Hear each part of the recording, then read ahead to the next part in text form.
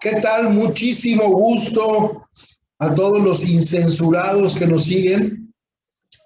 Hoy estamos acompañados de una gran persona que está conectada con nosotros desde Colombia. Y vamos a hablar el día de hoy de un problema que vale la pena analizarlo.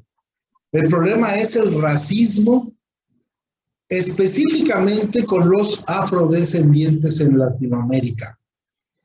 Para este tema, pues tengo el honor de presentarles a un colega y amigo, repito, colombiano. Él es Jason Palacios Robledo, él es abogado por la Universidad Tecnológica de Chocó, es asesor del Foro Interétnico Solidaridad, que esta es una plataforma de articulación de las organizaciones étnico-territoriales, sociales y de víctimas ahí en Chocó. ¿Cómo estás, Jason? Muchas gracias, profe, y a todos los que nos escuchan. Sí, como lo dice, yo soy Jason Palacio Robledo. Desde muy joven, no quiere decir que estoy viejo, pero he venido participando de los procesos sociales y las dinámicas étnicas en Colombia, especialmente en el Pacífico colombiano, haciendo los aportes desde lo que se hace. Muchísimas gracias, qué gusto tenerte aquí en Censura Cero, Jason. Bueno, vamos a comenzar. Hablando un poquito, o para poner en contexto, una persona afrodescendiente es aquella o se considera que tiene un origen africano y que vive en las Américas y en toda la diáspora africana por consecuencia principalmente de la esclavitud. El término ha estado sujeto a localismos como afromexicano, como afropanameño, como afroperuano, afrocolombiano, y bueno, pues esta situación comenzó prácticamente desde el periodo virreinal, en este periodo de conquista europea a las Américas, donde por supuesto hubo una convivencia multiétnica en aquella época. Y bueno, pues esta diferencia de razas pues nace a partir de ese momento que pues la persona descendiente de África pues era utilizada principalmente como un esclavo, ¿sí? Hoy en día utilizamos términos como el frijolito en el arroz, aquí en México, no sé si por allá, Jason, ¿sí? Cena de negros, refiriéndose a cuando hay personas violentas o queriendo agitar gente, ¿sí? Y, por ejemplo, otra de las curiosidades es el término mulata, mulato, que fue impuesto por los conquistadores españoles, haciendo referencia a la cruza entre una mula y una yegua, representando la diferencia étnica, ¿no? Y teniendo una connotación en aquella época, pues despectiva y antirracial. Pues muy bien, Jason. ¿Qué piensas tú de esta situación? Para mucha gente es algo invisible, es algo que no nos damos cuenta, pero es un problema realmente importante. Tenemos que tratar y luchar porque esto se conozca para poder entenderse y empezar a cambiar. ¿Qué opinas, Jason, de todo esto? Bueno, gracias por... el tema o la definición y el reconocimiento étnico, por lo menos acá en Colombia, puede ser que pase por una discusión inacabada sobre cómo se reconoce la gente étnicamente en Colombia, si negros o afros o afrocolombianos o afrodescendientes. Y ahí hemos tenido las organizaciones y todo el pueblo negro de Colombia ha tenido unas grandes discusiones sobre cómo autorreconocerse o cómo identificarse. Si bien es cierto en Colombia, después del año 1991, que es cuando se crea la nueva constituyente, el término afrocolombiano eh, se da como una connotación de reconocimiento político, de reconocimiento social del negro para otras personas. El término afrocolombiano sigue siendo esa reivindicación de derechos. En Colombia, antes de esa época, pues no éramos considerados como afro ni como sujetos de derechos activos. Si bien es cierto, hacía 200 años, cerca de 150 años, se había dado la ley de emancipación y la ley de abolición de esclavitud, seguíamos muy rezagados en todas las esferas. Hoy seguimos con unas condiciones particulares, pero ha mejorado bastante la situación. Entonces, pues, la discusión no es menor acá en Colombia, sobre cómo se autorreconoce la gente, y terminamos también en esa discusión negro. De hecho, una principal, después de la ley de manumisión y la ley de abolición de esclavitud en Colombia, la ley más importante para los negros se dio en el año 1993, la ley 70, y se llama Ley de Comunidades Negras. Entonces, los sufijos y de pronto unas discusiones lingüística de cómo se escribe no es menor, pero en última resulta siendo despectivo los términos en la forma como se utilice, ¿sí? En el contexto como se utilice. Te pongo un ejemplo, acá en Colombia a veces eh, eh, para ofender a una persona negra o afrodescendiente dicen negro y fue puta. Discúlpeme pues la expresión y de ser tan gráfico, pero aquí estamos sin censura. Así es, así es. Entonces, ese tono, y resulta siendo un tanto más racista, eh, llamarnos eh, de color para evitarnos un sinsabor. Es decir, llaman a la gente negra, gente de color para evitarnos sinsabor. ¿Y acaso los demás no tienen color? Entonces, las discusiones no es menor. Hoy en Colombia por eso se reconocen las cuatro, en materia pues de negro se reconocen varias categorías, como son los negros, los afrocolombianos, los raizales y los palenqueros. Si bien todos tenemos algo en común, que es el tipo de piel y el tono de piel, esa melanina, hay unas distinciones en el autorreconocimiento y en lo que aflora en la definición de cada uno de ellos. Muy interesante lo que nos estás platicando, Jason. A ver, estuve yo leyendo algo acerca precisamente de esta situación en Colombia. Me llamó mucho la atención que este problema de racial, esta discriminación por cuestión de raza, se da más no en las urbes colombianas, sino se da en poblaciones, vamos a decir, no urbanas. Y algo que llamó mucho mi atención es que se da sobre todo en poblaciones donde la mayoría son afrodescendientes. ¿Esto es correcto o estoy en un error? No, estás totalmente correcta. Correcto. Mira, cuando se da todo el proceso de la liberación del negro, eh, los, los esclavos los traían y llegaban a Cartagena. De Cartagena los traían hacia el Pacífico colombiano. Y ya todo en el proceso de la liberación llegamos a ocupar donde estamos, digamos, como más alejados del centro del país. Esa es una primera lectura de dónde estamos ubicados. mayormente los negros o los afrocolombianos.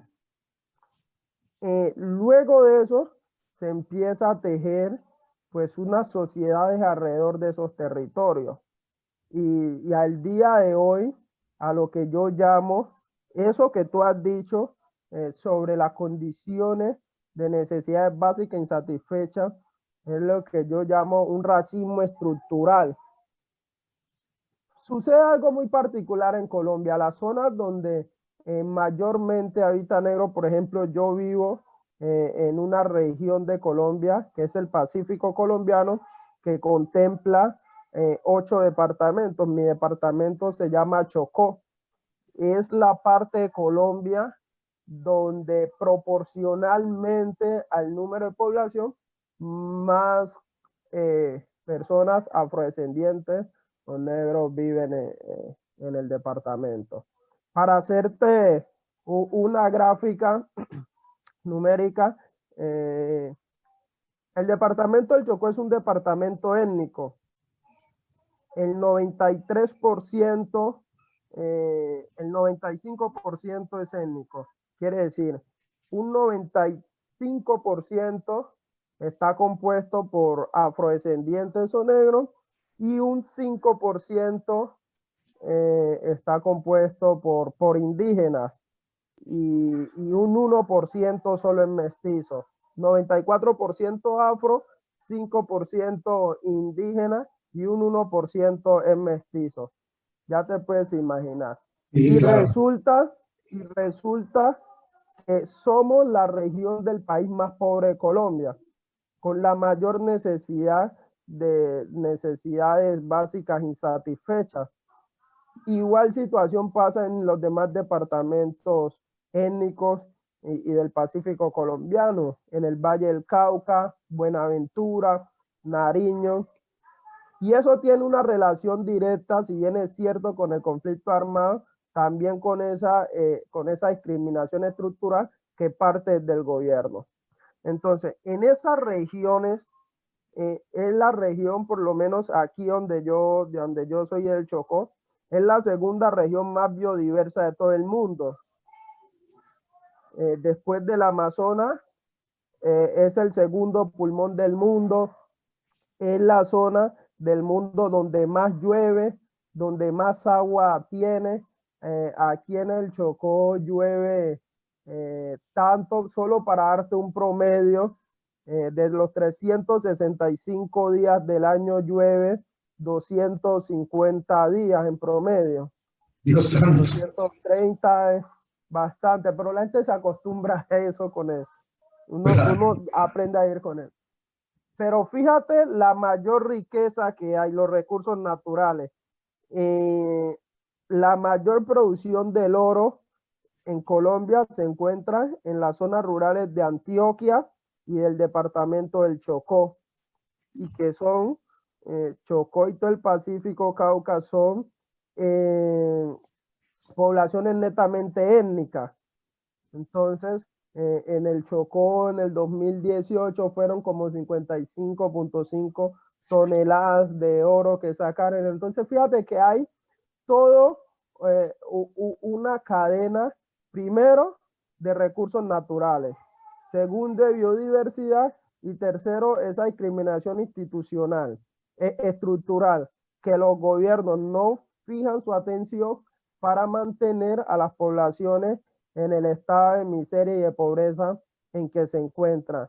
Claramente que frente a ello también hay una lista grande y un elemento importante de corrupción, pero esa discriminación para mantener la subyugada. Y otro elemento que agrava la crisis a las poblaciones étnicas del departamento del Chocó y en toda Colombia es la situación de conflicto armado.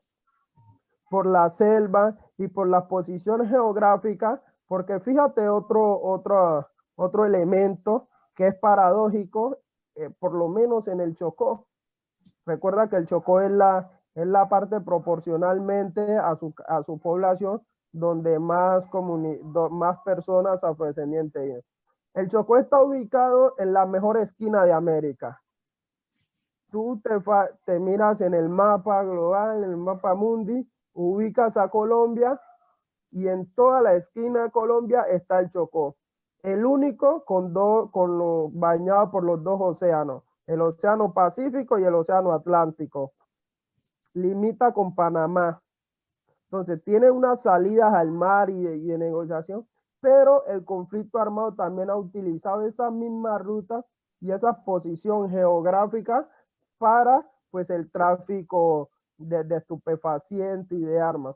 Entonces no es de gratis que hoy en Colombia, donde hay la mayor cantidad de población negra o afrodescendiente, sean las mismas comunidades que mayor pobreza, índices de pobreza mantienen, índices de necesidades básicas insatisfechas. Además, amén de eso, contando que gran parte de esos territorios son rurales, no son urbanos. De hecho, las cabeceras municipales, como decir, como la de algunos municipios, o vienen siendo las cabeceras municipales como los estados, el centro, la capital, también son rurales. Entonces, tiene todos esos elementos que te estoy comentando, darían hoy para hacer las cities, para hacer la ciudadela, los puntos de desarrollo de cualquier país. Darían hoy para hacer los puntos donde la economía surja. Te estoy comentando, tiene toda una riqueza natural y entonces paradójico la situación en que hoy se encuentra. Pero eso obedece a un racismo estructural, los gobiernos no le han prestado la debida atención y eso solo para comentarte en términos generales, para no entrar en detalles con algunos comentarios que salen los mandatarios a nivel nacional. Claro. Oye, Jason, no sé en Colombia, yo te voy a platicar algo que yo vi con mis propios ojos en los Estados Unidos. Una situación totalmente normal, donde podemos ver que conviven gentes negros, gentes blancos, gentes de otras razas en Estados Unidos. Sabemos que es un país cosmopolita y el negro, siempre que se ve en desventaja, acusa a que es víctima de racismo, aunque no lo sea en realidad. Un ejemplo muy simple, ¿sí? Dos muchachos en universidad, uno blanco y uno negro. El negro, por méritos propios, no saca una buena nota. Y cuando le asientan su calificación, lo primero que hace es referir, porque soy negro, no me pusieron una buena calificación. Este tipo de situaciones que suceden en los Estados Unidos, ¿sucede en Colombia? Fíjate, lo que pasa es que el racismo luego se está insertando en unos temas, por lo menos acá en Colombia, de manera muy sutil, que a veces, digamos, se encarga como de hacer normalizar y hacer ver algunas situaciones como que fuera normal. Entonces, como que la situación de las comunidades es culpa de ellos mismos. Como que hoy lo estén matando o hay una persecución policial, es culpa de su rasgo físico.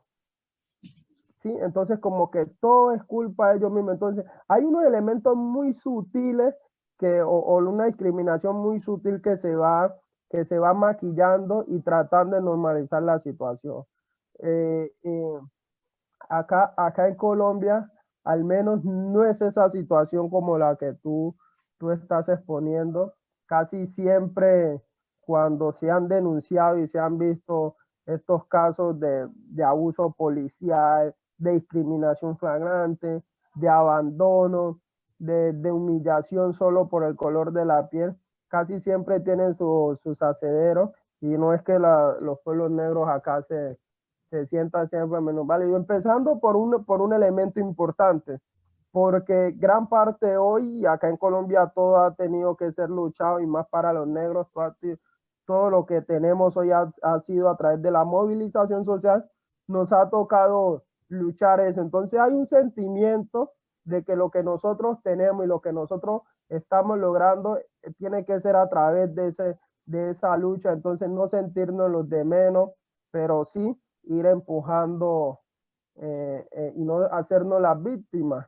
Entonces yo creo que acá en Colombia, no voy a decir que no pase, pero siempre hay un sentimiento mucho más grande de los afrocolombianos sobre la responsabilidad que tiene, pero también siempre cuando ahí están las justas reclamaciones, créeme que es con justos motivos, aunque de momento parezca que es el negro que se quiere hacer la víctima, que son los afros que se quieren hacer la víctima, pero como te decía, hay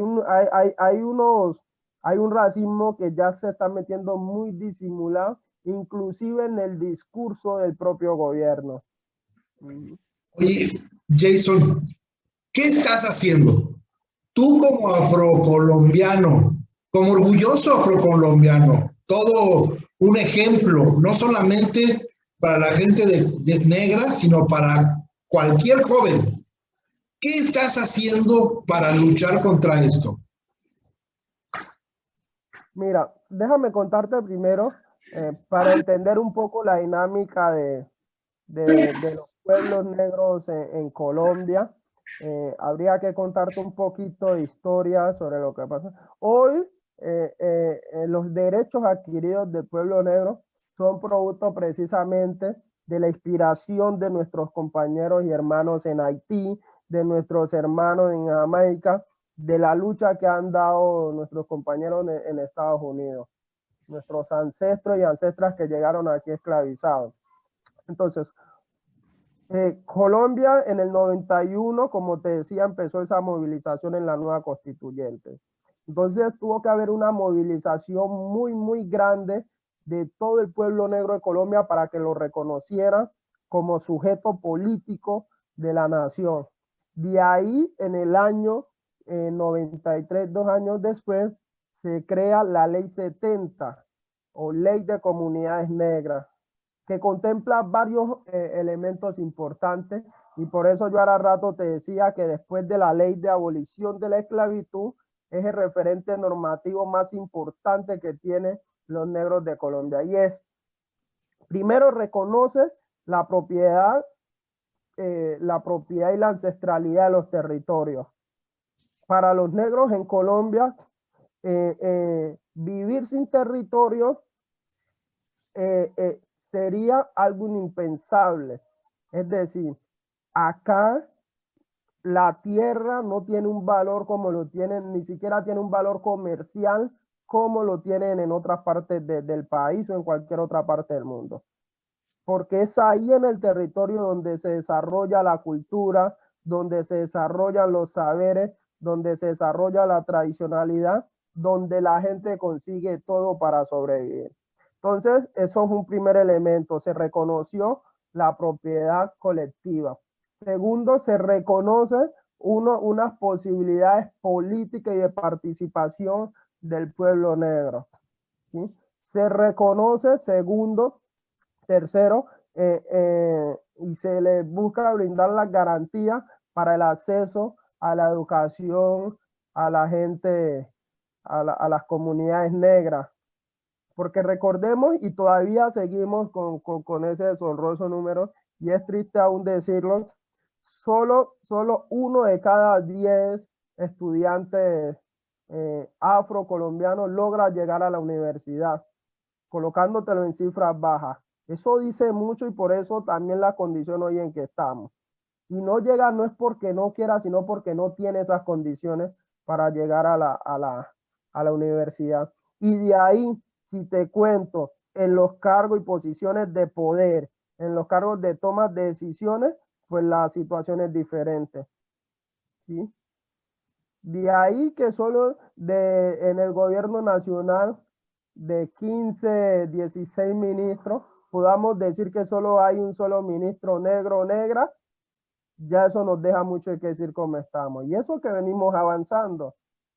Hace 12 años atrás no teníamos ningún negro o afro que nos representara en el gobierno.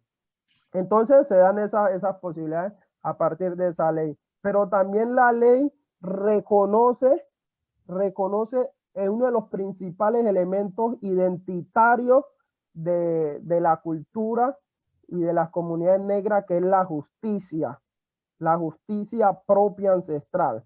Entonces, en Colombia, para hacerme un poquito aburrido, hay dos sistemas, se reconoció la diversidad multiétnica y pluricultural, se reconoce ese pluralismo jurídico. Entonces, tenemos dos sistemas de justicia legalmente constituidos, que está el sistema de justicia ordinaria, la normal, y la jurisdicción especial indígena. Pero de ahí, la jurisdicción o la justicia propia afrocolombiana no fue reconocida formalmente porque no teníamos representantes tampoco en las esferas del poder, a como lo pudieron tener los compañeros indígenas. Entonces, pero ya la Corte Constitucional, el Tribunal Superior acá, Constitucional, y el convenio 169 de la OIT, algunos convenios internacionales, y la misma costumbre ha reconocido la existencia de la justicia propia afrocolombiana. Entonces, en estos momentos me encuentro en algo muy importante y ambicioso, que es a través de un litigio estratégico poder lograr el reconocimiento formal de la justicia propia. Si bien es cierto, a través de la costumbre, y sabemos que la costumbre, una de las principales fuentes de la ley, la costumbre nos dice que tenemos justicia propia, pero se requiere ese reconocimiento formal para poder articular y armonizar con el sistema de justicia propia ordinaria. Pero también, desde la posición en que me encuentro, pero fíjate que esa ley luego posibilita la creación de los propios sistemas de gobierno de las comunidades negras, y a eso se le llama consejo comunitario, para que vamos bien. Entonces, el consejo comunitario, dentro de su jurisdicción, que es el título colectivo, es decir, acá en el Chocó, de las 6 millones de hectáreas que comprende el departamento, 5 millones de hectáreas son colectivamente, es decir, que los propietarios no son una persona, sino que es todo el conjunto social o comunitario. Entonces, 4 millones de hectáreas están tituladas, o 3 millones y algo están tituladas a los consejos comunitarios, que son de las comunidades negras o afro, y otro tanto, 2 millones están tituladas a las comunidades indígenas, que están constituidas en resguardos indígenas. Y Colombia tiene una ley especial que se llama ley de reserva. Entonces era como guardar los territorios, porque digamos, las grandes urbes vienen destrozando la naturaleza, todo, entonces necesitamos tener una reserva. Entonces hay unos parques nacionales y una reserva que están en el Chocó, o sea que ya la propiedad individual en esta parte del país solamente es como un 1%. Entonces, como da esa posibilidad de gobierno propio, que por ancestralidad lo tenemos, en eso vengo, digamos, fortaleciendo esa estructura de gobierno propio en algunos territorios acá en el Chocó. Otra de las cosas en la que me encuentro es, a nosotros acá todos nos los tenemos que ganar, luchado, peleado, braviado por las malas. O sea, es agarrarle al gobierno. Entonces estamos con unas plataformas nacionales haciendo una incidencia, un lobbying político internacional, con gobiernos internos de otros países, para que se reconozcan unas mínimas garantías de derechos a las comunidades. Y máxime cuando las comunidades y esos títulos colectivos y ese gobierno propio opera casualmente también en esas zonas donde más condiciones básicas insatisfechas hay, y que son las zonas rurales. En las zonas rurales, allá es donde opera ese gobierno propio. Entonces, ¿cómo el gobierno reglamenta varios capítulos de esa ley 70, entre esos un capítulo que es el 7º, que habla de todo el desarrollo económico de las comunidades. Entonces, fíjate, estamos llevados porque no tenemos condiciones, porque esto está pasando, no tenemos acueducto, alcantarillado, estamos pasando las peores necesidades. Pero tenemos una ley que nos garantiza unos derechos y que el gobierno tiene que disponer de los recursos necesarios. Entonces me encuentro también en esta tarea que no es menor, porque ya los que vienen trabajando desde el 1995 a la fecha, no ha habido voluntad política por parte de ninguno de los gobiernos para poder reglamentar esa ley y darle a las comunidades lo que realmente se merecen y necesitan. Entonces, no sé si respondí esa pregunta porque ando en un montón de cosas, pero específicamente en esos puntos, que se reconozca la justicia formal de la justicia propia afrocolombiana.